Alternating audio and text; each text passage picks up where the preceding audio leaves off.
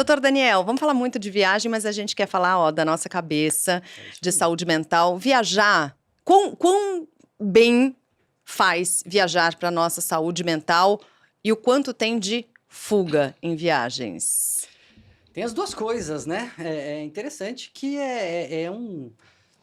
a viagem ela não é um remédio, né? Vamos começar. A viagem não é uma medicação, não é uma terapia. Mas pode ser terapêutico, né? Aquele mesmo, não é terapia, mas é terapêutico.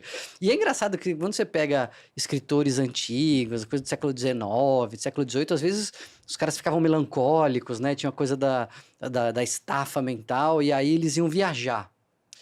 E viajar pode realmente fazer bem, tem um sentido. Eu lembro, a minha dentista, ela era colega de escola, assim, a gente estudou junto, Fundação Bradesco, quando a gente era moleque, estudou com a minha irmã, era um pouquinho mais velha, e ela falava o seguinte, ó, férias, já de moleque a gente falava isso, férias você tem que comer num prato diferente. Férias você tem que mudar de ares. E viajar tem a ver com isso, com mudar de ares. Por quê? Porque no nosso dia a dia, a gente tem muitas alegrias, mas a gente também tem estresse, a gente tem problemas, a gente tem coisas que a gente está pensando, tem os boletos que estão chegando e você está lá naquele prato, naquela mesa, naquela sala, e então fica de alguma forma, para usar uma palavra que todo mundo entende hoje, meio engatilhado. Aquele prato, aquela cozinha, aquele garfo, aquela rotina com alguns problemas. Quando você sai, de fato, você muda de áreas, você vai para um prato diferente, para um garfo diferente, para uma janela diferente, você sai desses gatilhos. Então, de fato, é uma maneira de espairecer e, nesse sentido, pode sim fazer bem para nossa saúde mental. Desestressa. Mas não é uma terapia. Não é uma terapia. Não substitui. Não substitui. E pode, como você bem falou, Sheila, ser usado como fuga muitas vezes. A pessoa fala assim, não, eu preciso mudar de ares. Aí ela vai e a depressão vai junto, ela vai, o pânico vai junto. Se a pessoa tem um problema de fato, ela tem que tratar o problema e pode viajar. Tudo bem, uma coisa não exclui a outra, mas só viajar você vai pôr na sua mala também todos os problemas, né? Talvez naquele momento você sinta menos depressão, menos tristeza, mas quando você voltar, volta tudo de novo, né? Ou até vai e estraga a viagem, né? Porque quantas vezes os pacientes falam assim, putz, eu fui e não consegui curtir, porque eu não estava bem. Então precisa estar bem para viajar, e para viajar precisa estar bem, e uma coisa puxa a outra. E o planejamento da viagem, ele pode ser tão prazeroso quanto a viagem? Porque planejar uma viagem... eu sou dessas. Planejar uma viagem é algo estressante, né? Se você não sabe fazer, você não tem costume, pode ser estressante, né? Sabe que eu já... Ou não, pode ser muito bom planejar. Gente, eu amo! Eu já começo a viagem no planejamento. Eu já tive as duas experiências, assim, de curtir muito, planejar uma viagem, e de escolher os passeios, e de comprar os tickets, e de definir, e já fiquei muito estressado também. E não tinha a ver com o destino, acho que tinha a ver com o meu momento, o quanto eu estava fazendo de coisas, e o quanto eu estava tendo que deixar, me dividir ali, né, em meu trabalho e a programação. Mas tem um negócio que é interessante, que tá até no dito popular, né? Que o melhor da festa é esperar por ela. Então, de fato, quando você tá planejando a viagem, você tá já antecipando alguns prazeres, antecipando algumas recompensas, e tá pensando no quanto vai ser legal isso, quanto vai ser legal aquilo. E isso é um prazer. Isso, de fato, pode ser um grande barato. Com a ressalva que a gente precisa ter uma certa dose de realismo, que no planejamento, raramente a gente pensa nos perrengues, né? Que vão acontecer, né? Que vão acontecer, exato. Né? Tem um jeito só que eu descobri de não ter perrengue em viagem, que é não viajar. Não ir. Não vai. Não vai. Por outro lado, você também às vezes é surpreendido por coisas legais que você não tinha planejado. Uma das minhas maiores experiências de viagem foi um negócio absolutamente não planejado, que a gente nem sabia que existia, e depois eu conto aqui como é que surgiu, mas foi um negócio que eu jamais roteirizaria aquilo. Conta agora!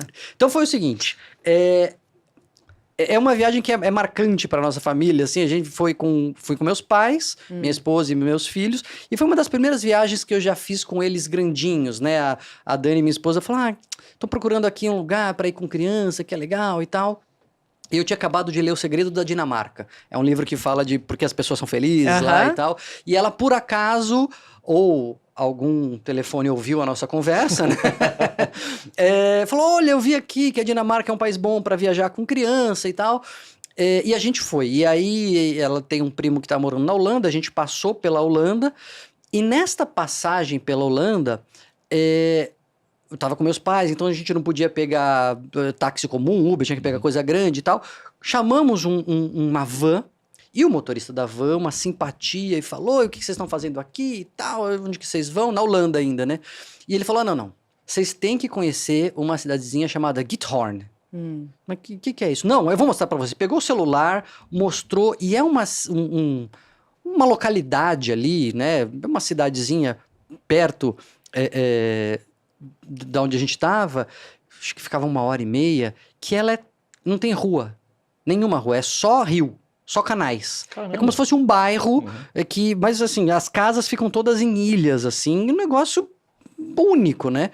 E ele falou, mas eu levo vocês lá. Eu comecei a negociar o preço, aí a gente cancelou não, né? Perdemos dinheiro de alguns passeios que a gente tinha comprado e fomos conhecer esse lugar que é maravilhoso. Depois vale a pena pesquisar, vale a pena conhecer.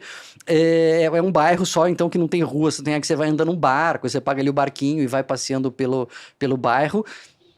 Não sabia que existia, não ia planejar, totalmente diferente de um motorista que começou a trocar ideia e virou o nosso guia turístico nesse passeio. E aí, nesta ida, a gente falou, eu falei, mas então a gente tem que levar a gente para conhecer o moinho.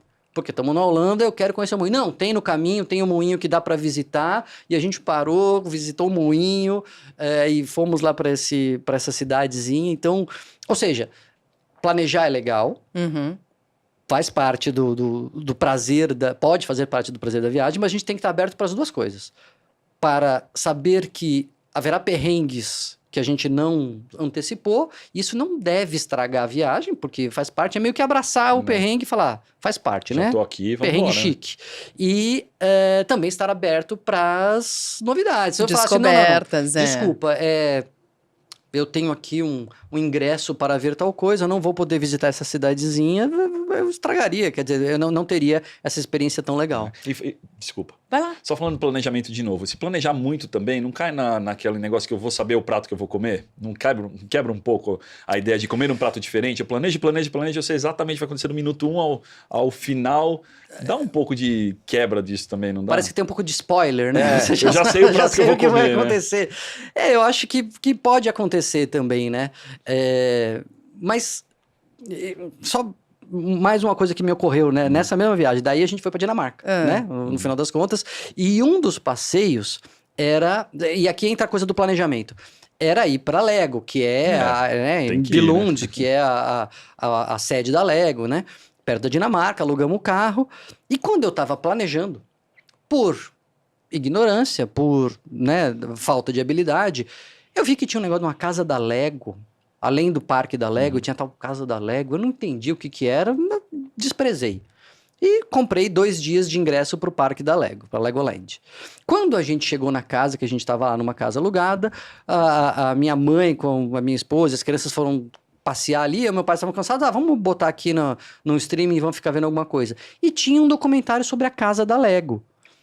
E eu vi, e é um negócio maravilhoso, é um negócio encantador, que só existe lá, é um prédio em forma de Lego, com várias instalações, é um negócio único.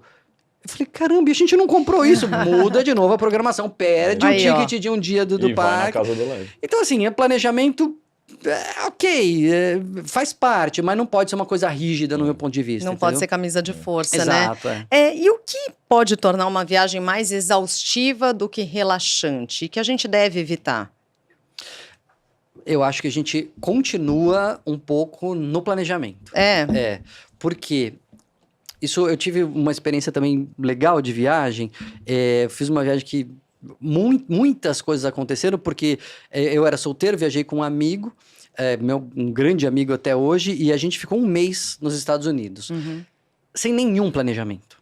Coisa jovem, assim, meio recém-formado, vamos. E ele é juiz, tinha acabado de passar no concurso, enfim, a gente não tinha muita responsabilidade, ninguém namorava, não tinha filho, não tinha nada, né? E aí me caiu a ficha, eram com 15 dias que eu estava exausto, porque todo dia era um dia de decisão. Onde nós vamos, o que nós vamos fazer, qual é o plano, qual é o caminho, não tinha nada desse dia, mais ou menos assim, o dia de ida, o dia de volta e 3 pontos, assim, de hotel, né? Tinha lugar que a gente não tinha hotel, a gente chegava e não tinha hotel. Então... E perde-se tempo, assim, também, né? E aí com as discordâncias eventuais pois também, né? Pois é, foi um teste de amizade, né? Por isso que a gente é amigo até hoje. Então, o planejamento, nesse sentido, ele poupa muita energia, né? Você tem que estar aberto para as mudanças, mas você não precisa ficar decidindo o tempo todo. Eu acho que isso pode tornar a viagem mais relaxante, a gente fazer esse planejamento light.